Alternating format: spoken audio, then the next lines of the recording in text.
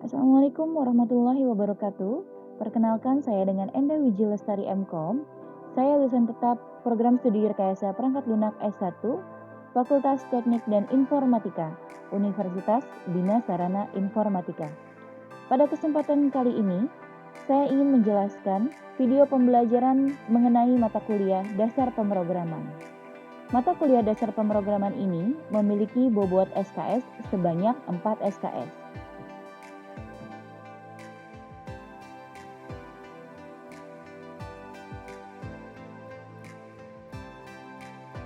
Oke, Ibu buka dulu ya. Assalamualaikum warahmatullahi wabarakatuh. Oke, selamat sore atau malam ini? Malam ya, udah masuk malam karena udah lewat dari jam 6.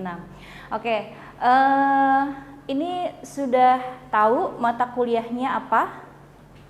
Sudah tahu ya, apa? Dasar pemrograman. Oke, ini kelas 1C 1C ada 20 orang ya kalau Ibu lihat dari absen. Oke. Nah, sebelum kita masuk ke perkuliahan ya, ada baiknya kita perkenalan dulu ya. Nama Ibu Endah Wiji Lestari ya. Ibu di sini mengampu mata kuliah dasar pemrograman ya. Nah, dasar pemrograman ini mata kuliah unggulan ya termasuk ya karena SKS-nya 4 ya. Benar ya? Oke, nah nanti akan dijelaskan kenapa sih dia SKS-nya 4 dan 4 itu rinciannya apa saja. Seperti itu ya. Oke, sebelum memulai perkuliahan ada baiknya kita berdoa dulu karena biasanya kan memang untuk memulai suatu aktivitas kita pasti berdoa dulu. Oke? Silakan berdoa menurut kepercayaan dan agamanya masing-masing, berdoa dimulai.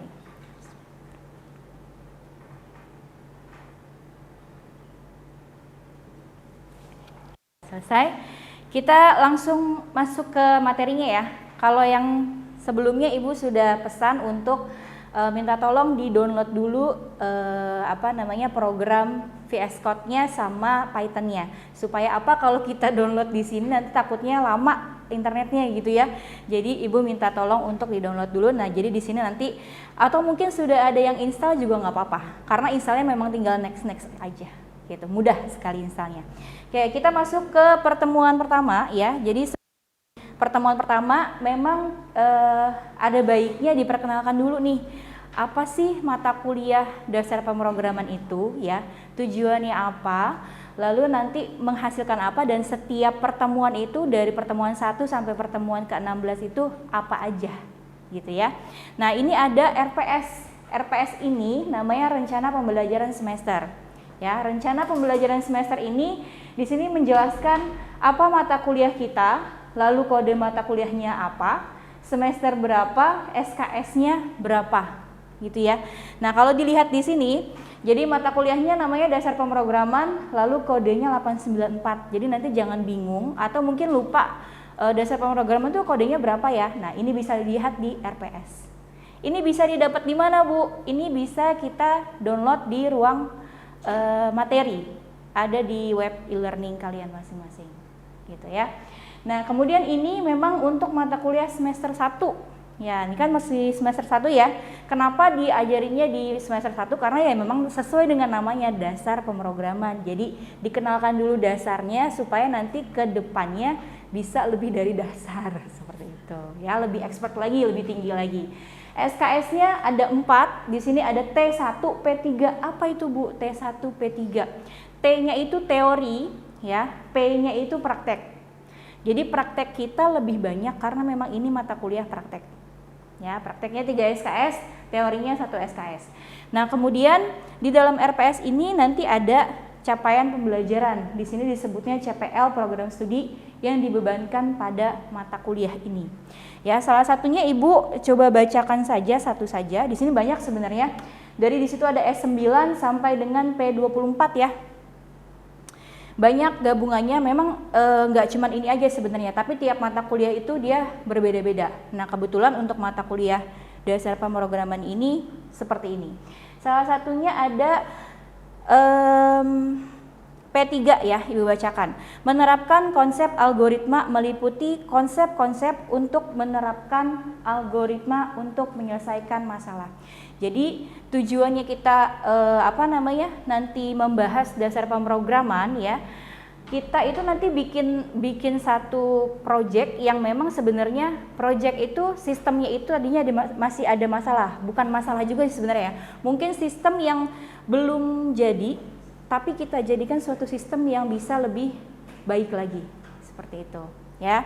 Nah itu untuk capaian pembelajarannya. Lalu yang selanjutnya ini ada CPMK. Kalau CPMK itu di sini dijabarkan capaian pembelajaran mata kuliah. Nah ini ada CPMK 1, 2, dan 3. Memang tidak banyak ya. Lagi-lagi ini tergantung mata kuliahnya. Setiap mata kuliah bisa saja berbeda CPMK-nya ya. Kemudian ada deskripsi singkat tentang mata kuliah ini ya. Nanti mahasiswa ini mampu pada mata kuliah ini membahas materi untuk mempersiapkan mahasiswa agar mampu dan memahami dengan bahasa pemrograman dan logika pemrograman ya. Nah, kebetulan untuk mata kuliah dasar pemrograman ini kita menggunakan Python. Ya, pakai Python. Kalau mungkin yang ada di sini yang sudah kerja di bidang IT, ada, nggak apa-apa, satu nggak apa-apa, bilang ada Bu, saya kenapa sih malu-malu. Nggak apa-apa ya. Kalau misalkan memang sudah di bidang IT, biasanya dia mungkin pernah merancang sebuah sistem informasi pakai bahasa C atau pakai Java, atau mungkin kalau belum pernah merancang pernah dengar gitu ya. Atau mungkin yang dulunya SMK-nya ada yang SMK, ada yang SMA ya. Mungkin yang SMK-nya jurusan RPL, SMK-nya jurusan TKJ, itu mungkin pernah mendengar kata-kata itu. Bahasa C, bahasa Java, itu sudah pernah dengar. Nah, Python ini lebih mudah dari bahasa-bahasa tersebut. Gitu. Lebih singkat, lebih padat, lebih simple. Makanya diajarkan di semester 1. Gitu ya. Nah, selanjutnya ini ada bahan kajian ya. Bahan kajian ini materi pembelajaran dari pertemuan 1 sampai dengan nanti pertemuan akhir. Kita sebenarnya pertemuan akhir ini di pertemuan ke-16 ya. Tapi nanti ada kepotong UTS sama UAS gitu. Jadi paling cuma ada 14 pertemuan. Nah, kebetulan untuk mata kuliah ini adalah mata kuliah yang project ya. Jadi nanti tugasnya atau UTS dan UASnya itu adalah nilainya dari project yang dibuat. Seperti itu ya. Tetap ada tugas nggak Bu? Ada, tugas tetap ada untuk memenuhi nilai UTS, namun UASnya diambil dari nilai projectnya. Jadi jangan kaget nanti kalau misalkan Ibu minta untuk buat kelompok, silakan buat kelompok, tentukan tema, nanti akan membuat seperti ini gitu. Jadi jangan kaget ya, karena memang untuk nilai UASnya itu diambilnya dari project tersebut. Makanya harus pilih-pilih rekan yang bisa ngerjain sama-sama gitu ya, biar kompak gitu ya. Nah, ini yang selanjutnya. Nah, karena ini tuh banyak banget dari 1 sampai 16. Nah, karena ini pertemuan pertama, jadi Ibu jelaskan saja untuk yang pertemuan pertamanya dulu. Jadi nanti setiap pertemuan kita juga pasti ini juga ya, akan nyampein ini dulu. Pertemuan kedua tuh ngapain sih ya, kayak gitu ya. Itu ada di RPS. Nah, yang pertama di sini ada sub CPMK-nya, mahasiswa mampu menjelaskan dan menerapkan konsep dasar pemrograman dalam struktur program sederhana. Itu pertemuan pertama. Jadi mahasiswa itu nanti tahu dasar pemrograman itu apa, lalu pakai struktur programnya itu seperti apa gitu ya. Terus bahan kajiannya ini nanti yang akan dibahas ya. Ada sejarah perkembangan bahasa pemrograman Python karena kita pakai Python, lalu ada pengenalan struktur Python dan perkenalan IDE-nya. Jadi kita bahasanya pakai Python tapi kita pakai Visual Studio Code ini untuk nulis bahasa Python-nya itu gitu ya. Terus metode kuliahnya di sini ada kuliah perkuliahan ya, tatap muka, lalu diskusi, kemudian praktikum. Ya. Waktunya bisa dilihat masing-masing. Ada juga tugas di situ ya. Lalu pengalaman belajarnya untuk mahasiswa itu nanti diskusi dan mengerjakan studi kasus struktur program bahasa Python. Jadi memang karena mata kuliah praktek itu pasti ada studi kasus. Karena memang dari situ nanti kita bisanya. Kalau teori kan kadang kita cuman mendengarkan saja lalu baca, pahamnya dari itu saja. Tapi kalau dari sini tidak cukup dengan teori saja tapi harus praktek. Gitu ya. Untuk mata kuliah ini seperti itu. Ini tekniknya tes praktek. Indikatornya mahasiswa dapat menjelaskan konsep struktur program Python dan dapat menyelesaikan studi kasus seperti itu. Ya, itu untuk pertemuan pertama. Nah, di sini ada tugas 1. Tugas 1 bobotnya gede 50%. Nanti Ibu jelaskan lagi tugasnya itu apa saja. Oke? Sampai sini ada yang mau ditanyakan dulu? Tidak? Sudah paham atau Bu saya masih sawang sinawang nih kayak gimana sih sebenarnya gitu ya? Oke, berarti bisa dilanjut ya? Ya Ibu lanjut dulu ya. Nah ini ada asesmennya atau jenis penugasannya nanti seperti apa ya? Di situ ada tes praktikum. Ibu tekankan lagi karena kita mata kuliahnya praktek, jadi asesmennya juga praktek ya, praktikum. Lalu ada bobot penilaian kehadiran 20%. Tugas 25%, project 50%. Ya, ini project yang Ibu bilang tadi sudah menggantikan nilai UTS dan UAS. Jadi Bu pada saat UTS dan UAS kita nggak ke sini dong Bu, kita nggak ngerjain soal dong Bu, tidak. Tapi tetap mengerjakan project yang sudah ditanggungjawabkan. Seperti itu, ya. Nilai akhirnya diambil dari nilai kehadiran ditambah nilai tugas dan ditambah nilai project. Seperti itu ya. Paham ya sampai situ ya untuk perkenalan awal aja sih ya, mata kuliah ini tuh apa sih, lalu bagaimana sih penilaiannya, lalu tugasnya apa saja seperti itu ya. Nah lanjut kita masuk ke pertemuan 1 ya. Pertemuan 1 ini yang pertama ada instalasi Python. Sudah diinstal belum? Ada yang sudah, ada yang belum ya? Atau sudah semua? Nggak bisa?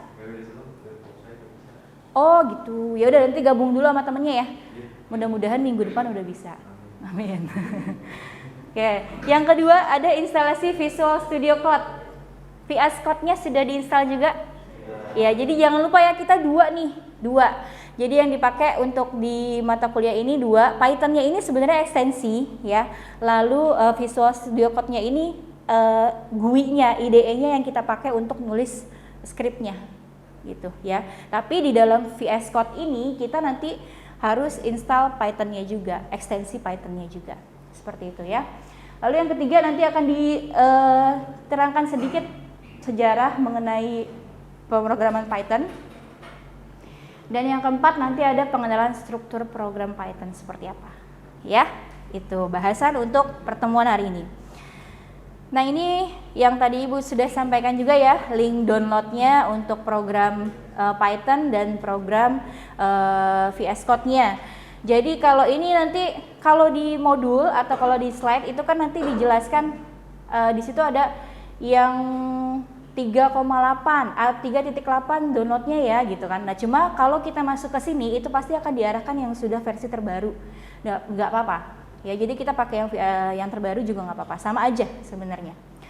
Dan installnya juga walaupun tidak sama dengan yang di modul, hampir-hampir mirip gitu. Gampang ya untuk installnya ya. Ini untuk tampilan Python tadi ya, nanti bisa download yang di situ. Kemudian ini yang VS Code-nya. Kemudian ini ya, nanti kalau memang sudah selesai di download, kemudian sudah diinstal semua ya. Sudah ya? Oke, coba Ibu cek dulu. Dibuka dulu laptopnya. Ibu coba cek dulu. Udah diinstal? Udah, ini udah Python barusan. Oh ya, oke. Kalau sudah diinstal, coba dibuka yang VS Code-nya. VS Code-nya silakan coba dibuka. Ini ya.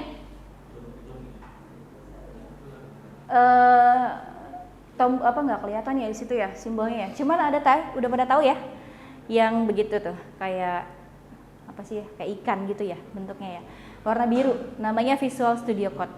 silakan coba dibuka dulu. Sudah? Masih apa tuh? Install ya? Lanjut dulu aja, install dulu. Ini sudah bisa dibuka? Bisa? Nggak bisa? Belum bisa? Ini udah bisa? Udah? Itu? Udah? Belum? Nanti diinstal ya. Oke, yang belum nanti bilang, Bu saya belum Bu, nanti bisa gabung dulu aja sama teman di sebelahnya, gitu ya.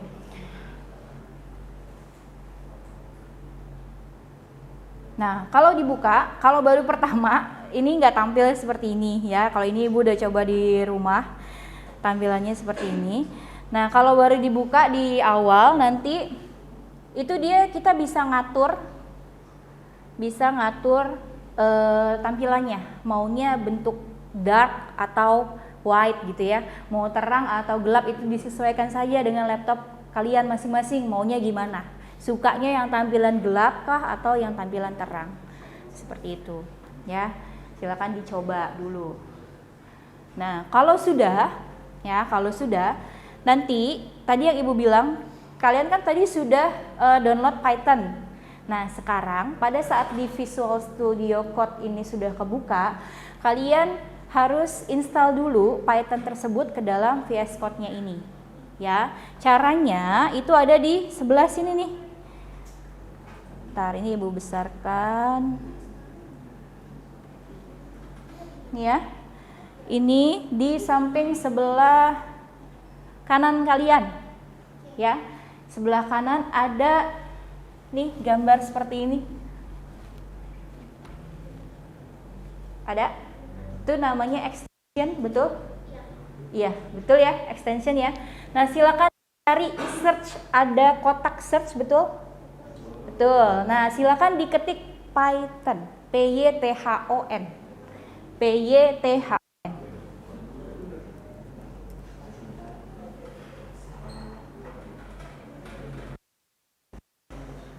Ada? Paling atas ya, yang paling atas tuh Python. Sama, gambarnya sama kayak yang tadi kalian download. Nah, ini bisa milih nanti kamu mau milih yang gelap apa yang terang gitu. Oke, ini udah diinstal Pythonnya? Udah. Oh udah, udah diinstal Python. Udah ya? Oke. Ini udah diinstal, oh udah bisa. Oke. Bisa. Nah itu ya. Ya, kalau sudah ketemu Pythonnya, silakan install dulu. Tulisan install kayak gini ya. Kalau yang belum diinstal, kalau yang sudah diinstal nanti bentuknya kayak yang atas tuh. Ibu udah install. Ya, silakan diinstal dulu, nggak lama sih, biasanya dia cuma install sebentar, terus nanti langsung berubah tampilannya seperti itu.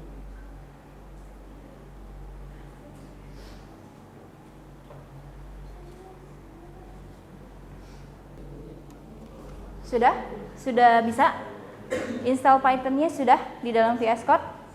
Udah berhasil ya? Oke, kita lanjut ya. Lanjut ke membuat folder dulu. Folder kalau di sini namanya kita bikin folder dulu ya. Untuk menampung nanti latihan-latihan yang akan kita kerjakan ya. Caranya kalau di tampilan kalian seperti apa adanya di situ? Sebelah kanan ada nggak yang sebelah sini? Ada apa aja menunya? Sebelah kanannya ada open folder nggak? Ada open folder? Open folder, oh ini udah masuk ya? Udah masuk ke sini. Ini udah belum? Masih install? Oke, nanti lanjut. Ini ada? Oh udah bikin open folder tadi ya? Udah. Atau apa? Iya. Berarti bikin baru ya? Oke. Ini di mana aja Bu menunya? Sesuai sama laptop kamu aja. Kamu bisanya di mana? Biasanya ya.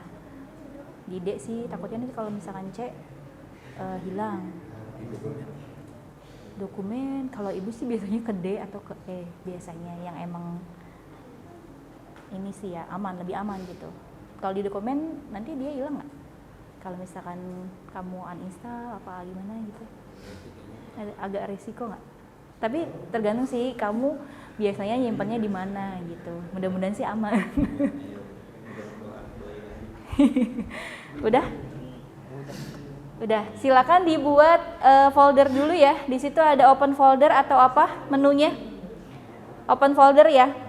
Oke, silakan open folder. Terus lalu dibuat nama foldernya latihan Python. Nah, perlu diingat jangan menggunakan spasi. Ya, kalaupun memang harus pakai spasi, gunakan underscore di bawahnya. Latihan underscore Python itu boleh. Jadi jangan menggunakan spasi. Memang agak-agak tricky ya untuk penamaan. Oke, silakan dibuat dulu folder latihan Python. Nah, kemudian tentukan direksi atau direction tempat penyimpanannya di mana. Di D kah, di E kah, atau di mana biasanya kalian suka menyimpan data-data sendiri? Ya, silakan dicoba dibuat. Biasanya suka simpennya di mana? Nanti kalau sudah, nanti dia akan muncul folder di sini ya, di sebelah tampilan kalian, di depan kiri kalian, sebelah kiri. Itu nanti akan ada satu folder yang terbentuk di sini namanya latihan Python. Betul apa betul? Betul. Nggak ada pilihan lain soalnya ya. Betul, ada latihan Python di sini. Nah, ini ada folder latihan Python. Nah, di dalam folder ini nanti kita bisa menambahkan file-file untuk latihannya ya, atau tugasnya. Prakteknya di dalam folder itu. Gitu ya. Itu untuk pembuatan folder. Paham sampai sini? Ada yang mau ditanya dulu sampai sini? Insya Allah belum. Oke, ya? Belum. Sampai mana? Oh, belum bikin folder. Nah, coba lihat. Apa ya? Ini di mana sih? Ini close dulu aja ya. Ini kan ya? Benar ya? Nih. Oh. Nah, coba open folder terus langsung pilih tempat penyimpanannya.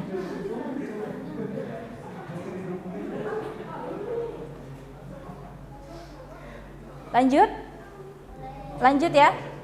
Lanjut. Yang selanjutnya setelah membuat folder, ya di sini kita akan membuat file latihan, ya.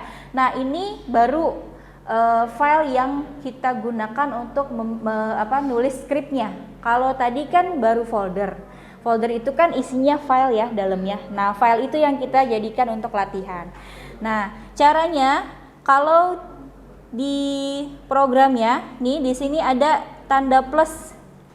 Coba ditunjuk ke arah yang ada lembar, kemudian ada tanda plusnya. Di situ ada new file ya. Ada new file. Nah, itu diklik aja, tinggal diklik aja. Diklik itu, lalu ketik nama filenya. Nah, di sini disuruhnya apa? Latihan.py ya. Nah, silakan diketik namanya latihan.py. Nih, ya, muncul langsung ke bawahnya kan ya. Langsung aja diketik latihan.py. Py itu Python ya.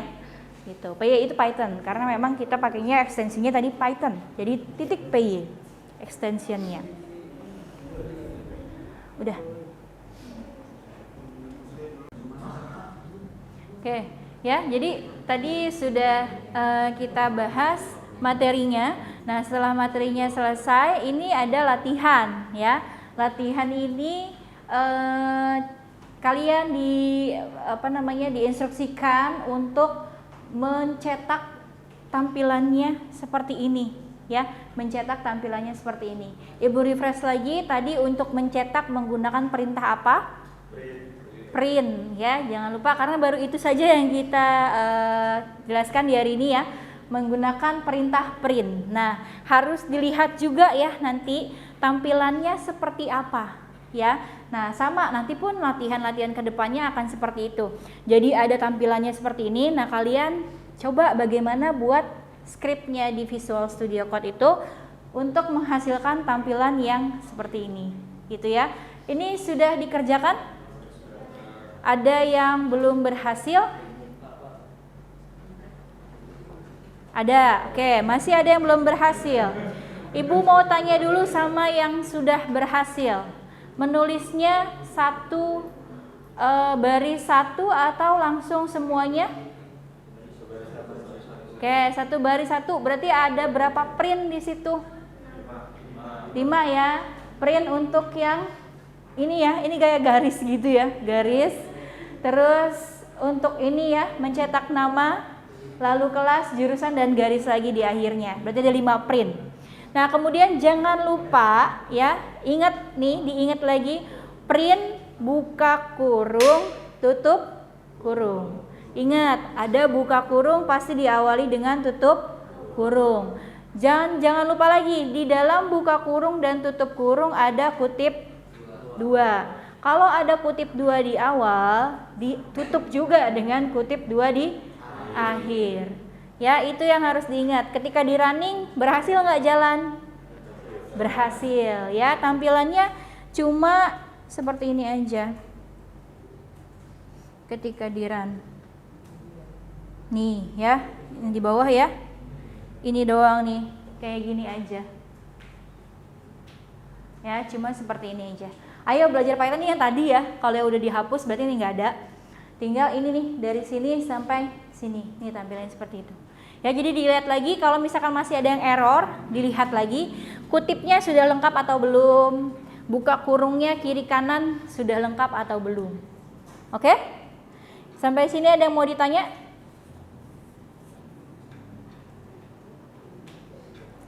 Nggak ada? Sampai sini ya? Bisa nggak Bu? Itu kan apa namanya? 5 tampil ya? Bisa nggak jadi 1 tampil gitu aja? 5 baris. Ya, 5 baris. 5 baris bisa nggak Bu dijadikan 1 gitu ya? Kalau udah ada yang coba belum? Ada yang di enter terus langsung ditulis tanpa ditutup kutipnya? Udah coba ya? Nggak bisa gitu ya. Nah, nanti akan ada, tapi jangan sekarang, pertemuan depannya lagi ya. Itu akan ada gimana caranya sih Bu, kalau buat misalkan kita tetap mau nulis 1 baris seperti itu tapi di enter ke bawah, itu gimana Bu caranya, pakai apa ya? Itu nanti ada di pertemuan berapa Ibu lupa, tapi ada pertemuannya ya untuk membahas tentang itu. Ada lagi yang mau ditanya? Jadi untuk saat ini belum bisa ya. Kalau enter kutipnya di baris kedua gitu ya, baris pertama terus enternya kutipnya di baris kedua itu nggak bisa gitu. Ada lagi? Sudah? Sampai sini sudah paham semua? Insya Allah paham ya, insya Allah paham, mudah-mudahan paham. Berarti pertemuan depan kita bisa lanjut ke materi selanjutnya karena udah selesai semua nih sampai pertemuan 1 ini. Ya, udah berhasil semua ya, bener ya? Udah semua ya? Oke, hari ini ada yang nggak masuk? Ada yang nggak masuk, silakan diinfokan ke temannya, disuruh coba yang pertemuan 1 ini. Nanti Ibu sampaikan juga di grup supaya pertemuan depan kedua nggak ada yang ketinggalan.